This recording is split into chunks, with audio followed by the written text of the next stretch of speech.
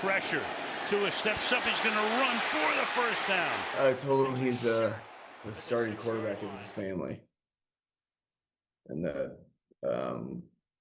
to go in the locker room, take a deep breath, and I'll see you soon. A scary but all too familiar sight. Dolphins star quarterback Tua Tagovailoa struggles to get up after falling headfirst into a Bills player's chest. The QB suffering yet another concussion, his third in the last 2 years. Tagovailoa, oh boy, getting up. Oh my goodness. You're thinking about the back, the ankle, but he gets thrown to the ground. We see concussions, unfortunately, pretty regularly in the NFL. But this is pretty rare when you see someone actually doing something. It speaks to the severity of his concussion, but also he just seems to be predisposed to having these. Dr. Jesse Morse is a sports medicine doctor in Miami with a focus on concussions. It is called a traumatic brain injury for a good reason.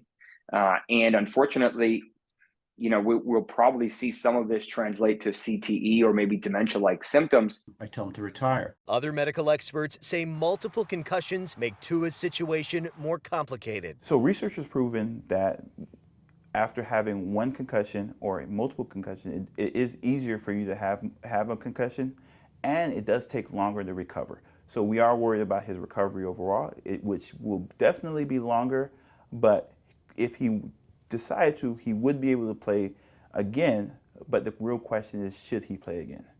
And that's something for him and his team to come up with. Tua said on the Dan Levitard show last month he had considered retirement, an option mainly pushed by his mother after his head injuries in 2022. Was there anyone in your family a couple of years ago urging you to retire, telling you we're worried about you? Yeah, I would say for sure, especially with what happened with the concussions and whatnot. He ultimately decided to return to the gridiron. After this latest hit, those who know him well are worried for his well-being. To see my brother Tua go down like that, it really just makes me, I want the best for Tua, the man, the father. He's a father of two now.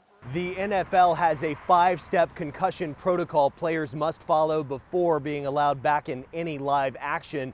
They also warn that concussion symptoms can sometimes emerge days or even weeks after the initial injury, meaning a likely long road ahead for the Dolphins' star QB.